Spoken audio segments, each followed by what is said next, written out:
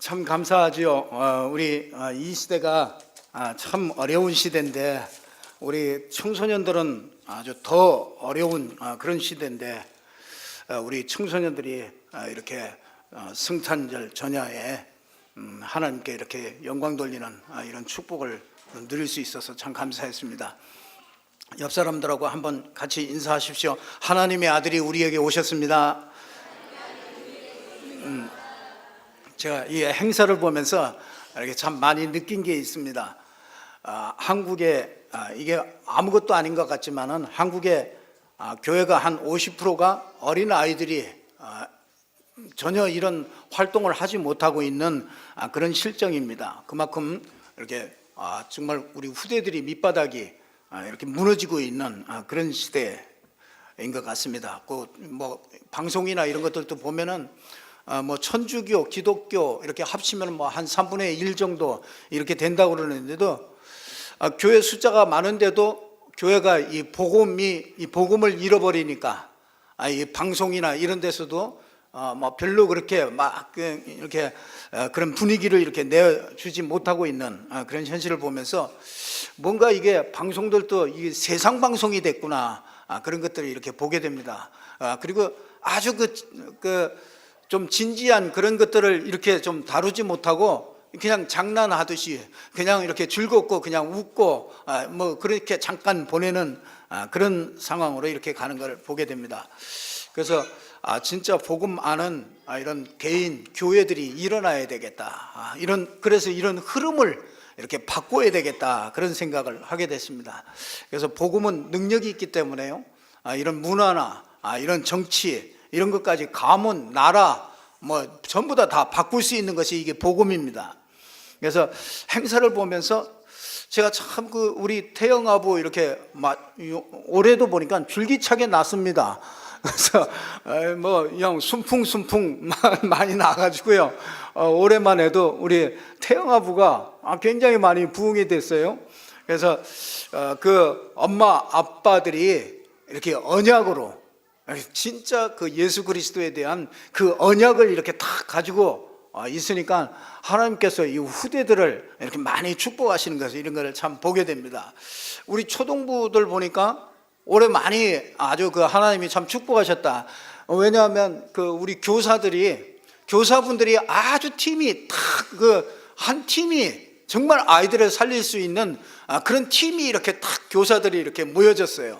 그러니까 하나님께서 영혼들을 이렇게 자꾸 하나님이 붙이시는 것 같아서 참 우리 초동부 올해 또 내년도에 이렇게 참 기대가 되고 그렇습니다. 하나님이 이렇게 참 움직이는구나 이런 것들을 이렇게 보게 됩니다. 우리 중고등부들 보니까 아주 이제 렘넌트가 이렇게 제자가 돼서 아주 이제 뭐 사회도 보고 이제 우리 부목사님이 이렇게 말씀하신 담당 목사님이 이제 뭐 자기들끼리 이제 스스로 이렇게 해나가니까 이렇게 뭐 많이 그렇게 손 안 가도 이렇게 할 수 있다 이렇게 얘기를 하더라고요. 그래서 이제 중고등부가 이렇게 많이 성장해서 이제 스스로 이렇게 할 수 있는 그런 단계가 왔구나 참 감사했습니다. 우리 대청 믿음의 간증 이렇게 고백 이런 것들을 들어보면서 참 장성한 믿음이 됐구나. 그래서 진짜 순교의 피가 흐른다고 그럴까요? 그 순교의 DNA가 이렇게 신겨진 것 같은 그런 모습들을 이렇게 보면서 참 확신 있게 이렇게 하나님께서 세워가시는구나 이런 것들을 제가 보게 됐습니다. 참 하나님께 감사드리고요. 또 수고한 모든 분들께 또 하나님의 축복이 있기를 바랍니다. 우리가 성탄절 하면은 이게 뭔가 이렇게 혼자 있기 뭐하고 또 성탄절 하면은 뭐 어디론가 이렇게 좀 가야 되고 성탄절 하면은 친구도 이렇게 만나야 되고 뭔가 또 연인끼리 데이트도 해야 되고 또 어떤 선물도 이렇게 교환하고 이제 성탄절 하면 뭔가 이렇게 훈훈하고 뭔가 이렇게 생명력이 있고 뭔가 이렇게 들뜨고 설레고 그런 것이 이거 밝고 화려하고 아주 빛으로 있는 이 성탄절 하면은 그런 느낌이 많이 이렇게 들지 않습니까? 이게 모든 종교와 다른 것입니다. 모든 종교들은요, 가면은 뭔가 이렇게 묶여 있고, 이게 참 그리스도 예수 안에 와서 보니까, 예수 믿고 나서 보니까 사람이 참 밝아져요. 그 예수 믿고 나니까 사람이 깨끗해지고 단순해지고 사람이 아주 순수해지고 이런 것들을 참 보게 됩니다. 개 중에는 그렇지 못한 사람, 그거는 좀 성숙하지 못해서 그렇고요. 진짜 예수 안에 오면은, 예수 그리스도 안에 오면 참 평안하고 참 뭔가 이렇게 생동감이 있고 화려하고 아주 빛이 있고 그런 깨끗하고 이런 빛으로 이렇게 표현되고 있습니다. 전 세계 사람들이 사실은 이 성탄절에 들뜨고 이렇게 사람들이 아주 이런 것들이요, 이게 우연한 기회가 아닙니다. 오늘 마태복음 4장 16절을 보니까 왜 성탄절에 이렇게 훈훈하고 왜 생동감이 있고 왜 이렇게 뭔가 이렇게 나누고 싶고 왜 이런 마음이 자꾸 드느냐 보니까, 마태복음 4장 16절에 보니까 흑암에 앉은 백성이 큰 빛을 보았고 사망의 땅과 그늘에 앉은 자들에게 빛이 빛이었도다, 이렇게 말씀하고 있어요. 그래서 이 흑암 어두움이 덮인 땅에 이렇게 빛이 시작된 게 그게 복음입니다. 그게 예수 그리스도입니다. 영적인 사망 상태에 빠져 있는 하나님을 알지 못하도록 영적인 흑암 가운데 빠져 있는 이 땅에 이렇게 생명이 시작된 게 그게 성탄절입니다. 그늘에 앉은 자들에게 빛이 비춰지는 이 재창조의 축복이 시작된 게 그게 성탄절입니다. 그러니까 여러분, 그늘, 어둠, 뭔가 이렇게 마음도 어둡고 뭔가 이런 환경이 어둡고 이런 것들을 거기에 앉은 백성에게 빛이 비춰지는 게 그게 이 성탄절의 이런 진정한 의미라고 성경을 통해서 우리에게 말씀해 주고 있습니다. 성탄절은 이렇게 흘러간 과거의 사건을 기념하는 그런 날이 아닙니다. 성탄절은 아주 철저하게 현재의 사건임을 믿으시기를 주님의 이름으로 축원합니다. 성탄절 주인공이 되시는 예수 그리스도는 지금 과거에도 계셨고 영원 전부터 계셨고 또 지금 살아계시고 또 지금 또 우리의 세세토록 세세무궁하도록 영원히 계시는 그분이 예수 그리스도십니다. 그래서 날마다 우리는 성탄절이죠. 어느 날 예수님이 오신 날을 우리가 그걸 기념하는 그런 날이 아닙니다. 날마다 우리는 성탄절이에요. 그분은 지금도 살아계셔서 역사하기 때문에 그렇습니다. 그래서 교회 올 때는요, 여러분이 뭔가 기쁘고 뭔가 기대되고 설레고요, 예배하는 자체가요 기쁨이 되고 여러분에게 평안이 넘치고 안식이 넘치고요, 예배할 때마다 우리 인생이요, 마음과 어두운 생각들이 마음과 환경과 이런 것들이요 전부 다 빛으로 환한 생동감 있게 이렇게 바뀌어지는 이런 축복이 있기를 주님의 이름으로 축원합니다. 이 임마누엘을 늘 누리는 시간이 그게 바로 성탄절입니다. 우리가 이것을요 늘 누리다가 보면은 우리 인생의 미래가 성공과 응답이 확정된 시간표 속에서 우리가 가게 되는 거죠. 우리는 성공을 위해서 몸부림치는 사람은 아닙니다. 하나님께서 저와 여러분과 함께 계시기 때문에 우리는 성공할 수밖에 없는 그런 사람입니다. 시작이 달라요. 세상 사람과는 시작이 다른 것입니다. 그래서 정말 오늘 또 그 시간표 속에서 우리가 살아가기 때문에 이 성탄절의 의미를 아는 사람은 본론에 가서는요, 인생에게 이 성탄절을 아는 이 사람에게는 인생의 미션이 주어집니다. 미션, 그러니까 좀 어려운 말 같은데 이게 무슨 말이냐면 꼭 인생이 꼭 해야 되는 일이 있습니다. 그러니까 이 성탄절을 아는 사람에게는 꼭 해야 될 이 미션이 주어지는 겁니다. 그래서 이 인생 미션을 어디에서 찾느냐에 따라서 성공하는 인생이 되느냐 실패하는 인생이 되느냐, 이게 갈림돌이 되는 것입니다. 그래서 인생 미션 없이는 사람들이 무가치한 인생을 살 수밖에 없습니다. 여러분 시편 14편 1절에 보니까 하나님이 없는 사람을 잘 표현했어요. 어리석은 자는 그의 마음에 이르기를 하나님이 없다 하는도다. 그들은 부패하고 그 행실이 가증하니 선을 행하는 자가 없도다. 이렇게 말씀했어요. 무가치한 인생이다. 이렇게 하나님이 없는 인생이 그렇게 표현하고 있습니다. 잠언 27장 1절에 보니까 너희는 내일 일을 자랑하지 말라. 사람들은 영원히 있을 줄 알아요. 내일이 보장된 줄 압니다. 내일은 아무도 보장할 수 없습니다. 그걸 보고 어리석은 인생이다 그렇게 표현하고 있습니다. 마태복음 6장 31절에 보니까 진짜 인생 미션이 없는 이 무가치한 인생들이 뭐 어떻게 사느냐, 날마다 눈을 떴다가 감을 때까지 걱정하는 게 먹을 것, 입을 것, 또 마실 것, 이거 가지고서 늘 걱정하는 무가치한 인생이라는 얘기죠. 그래서 요한복음 6장 27절에 보니까 썩은 양식을 구하는, 썩은 양식을 위해서 사는 그런 어리석은 인생이 된다 그렇게 말씀하고 있습니다. 왜 그렇습니까? 생명 언약으로 오신 예수 그리스도를 모릅니다. 이 말은 생명이 안 돼 있다는 얘기거든요. 아무리 화려하고 근사하게 어떤 성공적으로 사는 것 같은 그런 인생도 영적으로는 죽어 있습니다. 그래서 이 사람이 아무리 위대한 일을 한다고 해도 썩어질 것을 추구하는 그런 인생입니다. 그래서 참 안타깝죠. 누가복음 12장 19절에서 20절을 보니까 어리석은 부자가 나옵니다. 뭐 하느냐? 지금 그 하나님을 모르는 인생들이 다 그렇습니다. 오로지 어떻게 하면 내 곳간에다가 이 곡식을 채울까? 이걸 가지고요, 어리석은 인생들은 그걸 어떻게 하면 내가 사업을 잘해서 돈을 잘 벌고 높은 자리에 올라가서 명예를 얻을까? 이걸 늘 생각하는 거예요. 그걸 보고 어리석은 인생이라는 것입니다. 하나님은 이렇게 얘기합니다. 어리석은 자여, 오늘 밤에 내 영혼을 도로 찾으리니 그러면 내 준비한 것이 누구의 것이 되겠느냐? 이렇게 말씀합니다. 우리가 하나님께로부터 왔고요, 하나님의 형상을 가지고 이 형상을 가지고 사는 이 피조물이고, 하나님이 눈앞에 우리가 하나님이 모르면은 눈앞에 그 안 보이는 영적 세계가 있는데 이걸 모르고 사는 것이죠. 분명히 죽은 후에 천국과 지옥이 있는데 이걸 모르고 사는 인생이 되니까 이것을 사람들이 전혀 모른단 말이죠.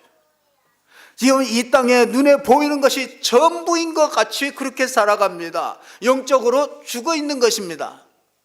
그러니까 이게 무가치한 인생을 살아갈 수밖에 없는 것입니다. 진짜 같이 인생 살라고 성탄절 날을 주셔서 우리 예수님께서 이 땅에 오셨는데 여전히 예수님을 잘 모른단 말이죠. 이런 만큼 더 심각한 것은 마태복음 16장 13절 14절에 보니까, 성경에 보니까 예수님을 따라다녔던 사람들이 예수 믿는 목적과 동기가 틀렸어요. 예수님과 맞질 않습니다. 그러니까 예수님을 모르는 것이죠. 예수님은 메시아로 그리스도로 오셨습니다. 그러니까 예수님은 사회를 구원하는 그런 사람이 아닙니다. 예수님은 민주화 운동하고 환경 운동하고 구제 운동하고 능력 운동하는 그런 분이 아닙니다. 그런 요소가 있지만 그건 본질이 아닙니다. 예수님은 그리스도로 오셨습니다. 그게 무슨 말이냐면 인간이 도대체 해결할 수 없는 이 영적인 문제를 해결하려고 오신 분이 그리스도십니다. 영적인 문제가 뭡니까? 우리 인생이 하나님 모르는 겁니다. 누구도 알 수 없습니다. 어떤 사람도 수도를 하고 돌을 닦고 어떤 종교를 가지고 무엇을 하고 사람이 자기 몸을 불살을지라도 하나님을 만날 수 있는 길은 없습니다. 그 하나님을 만날 수 있는 길로 오신 분이 그게 예수 그리스도시다. 이 땅에 죄로 말미암아 인간은 자꾸 저주받습니다. 자꾸 사람들이 먹고 살만하고 다 생활이 나아진 것 같은데 인생에게 다가오는 고통과 재앙과 저주는요 자꾸 극심하게 점점 더 갑니다. 이게 왜 그렇습니까? 이게 바로 이 원죄로 말미암아 죄 가운데로 자꾸 인생이 들어가서 그 죄로 말미암아 오는 모든 고통들이 자꾸 오는 겁니다. 이걸 해결할 수가 없어요. 이거 그냥 죄진 거는 누구하고 싸운 건 가서 화해하면 되지요. 그러나 그 원죄로 말미암아 하나님 떠나서 사단에게 딱 잡혀버린 인생의 문제는 절대로 풀 수가 없다는 것이죠.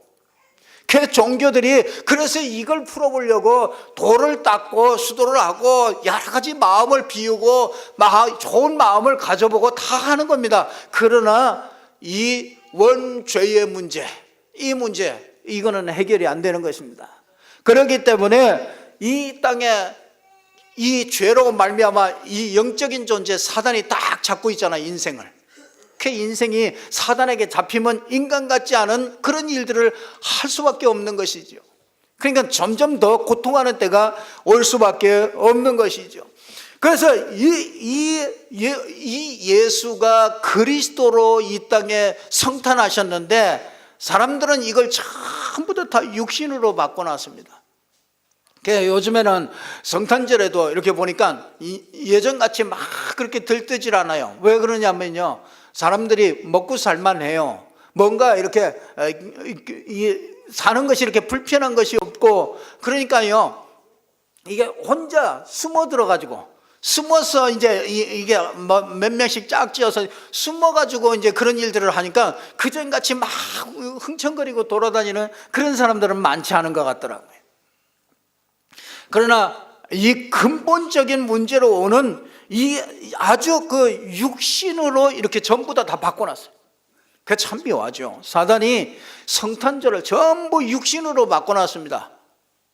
가난한 자를 돌보는 것이 그것이 참 중요하죠.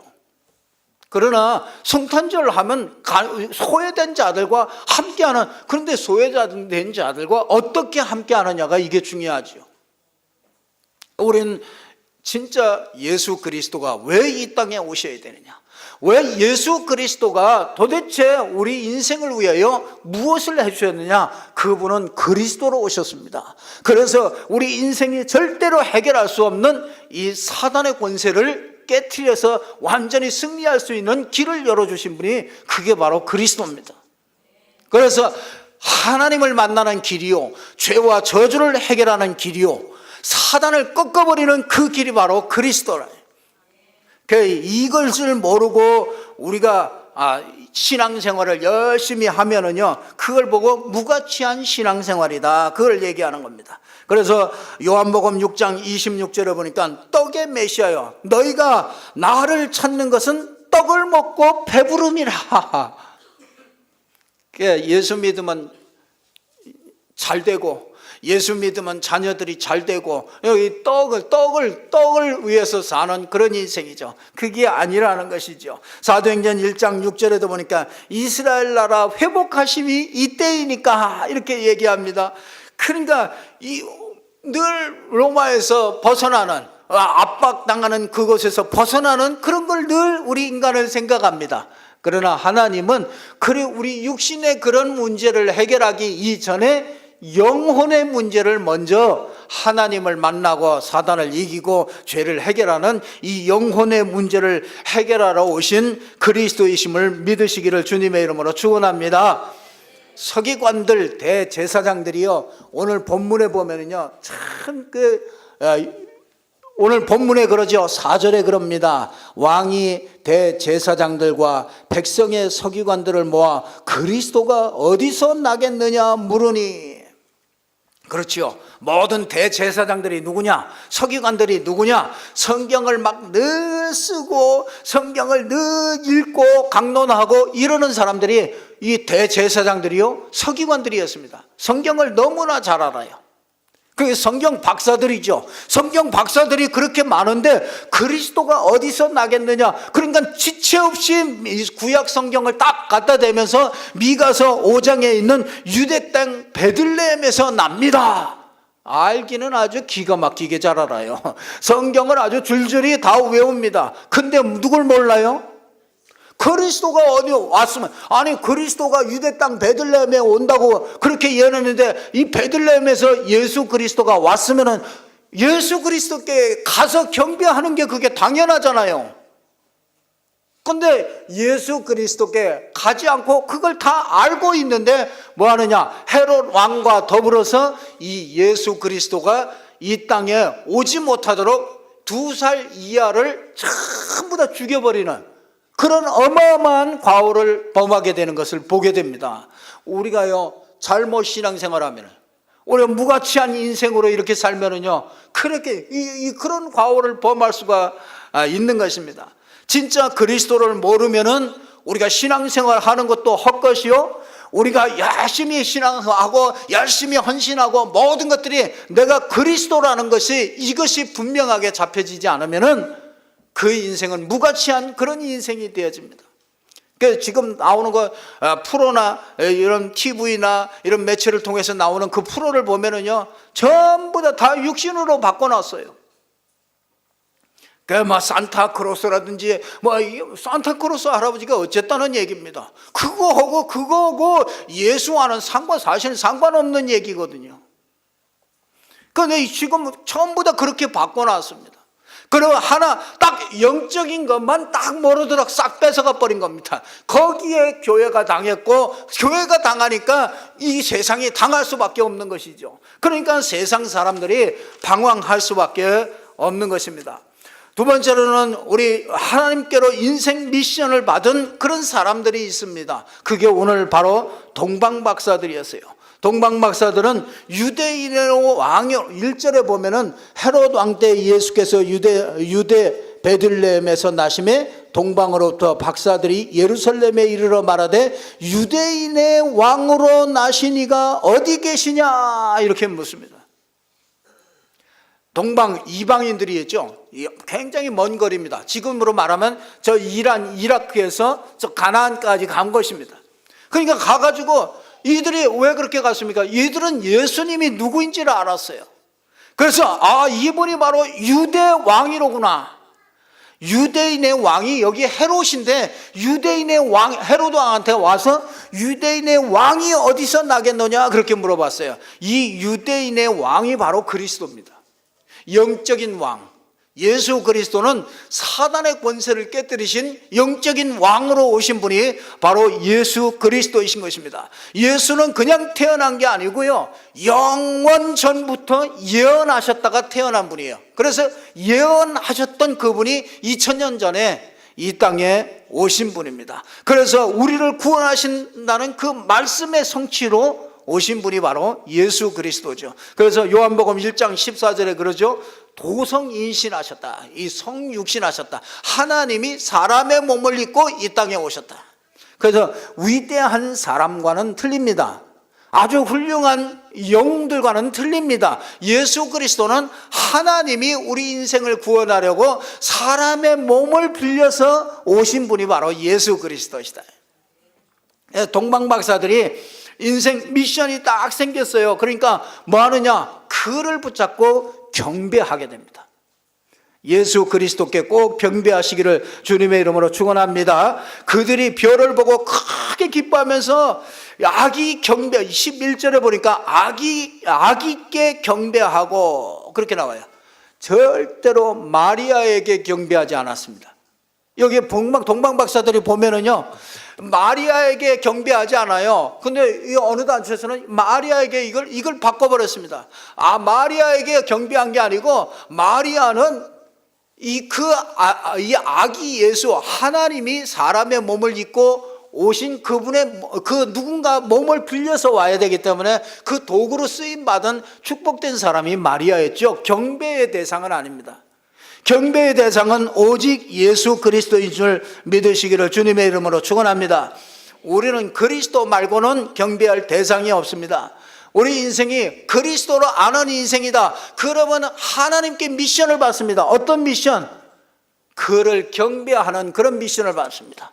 그래서 우리는 오늘 또 그 하나님께 경배하기 위해서 오늘 예배를 드리는 것입니다. 그래서 저와 여러분이 그 미션을 수행하고 있는 중입니다.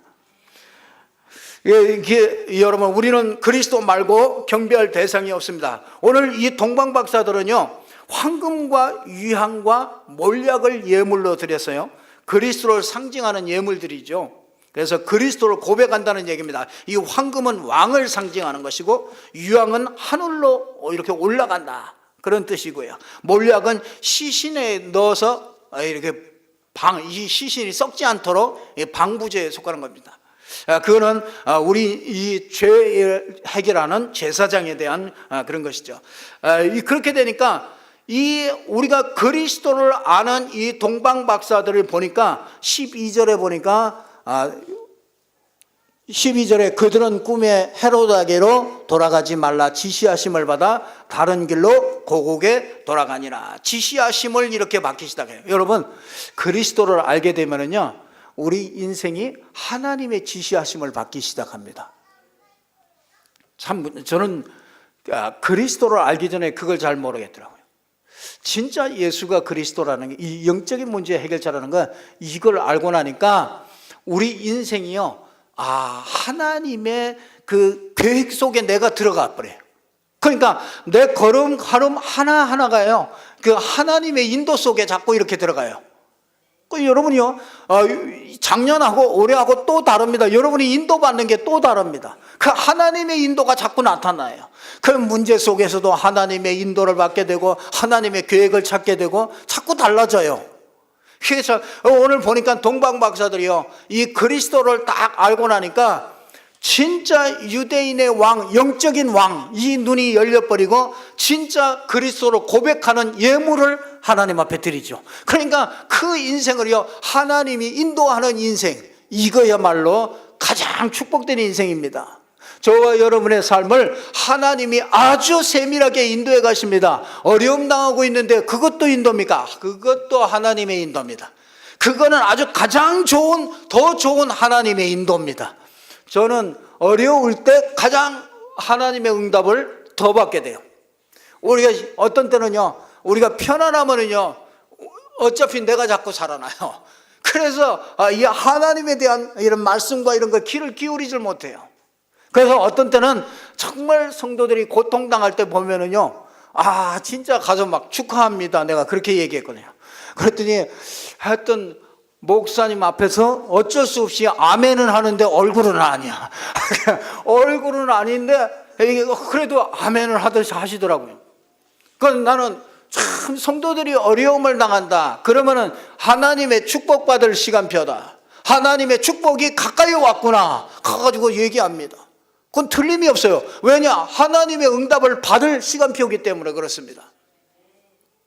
여러분, 진짜 무가치한 우리 인생, 짧은 인생입니다. 무가치한 인생으로 보내는 것이 아니고 정말 동방박사같이 가치 있는 인생으로 사시기를 주님의 이름으로 축원합니다. 그리스도 아는 인생은 가치 있는 인생입니다. 옆 사람 보고 한번 같이 인사하십시오. 그리스도 아는 인생이 가치 있는 인생입니다.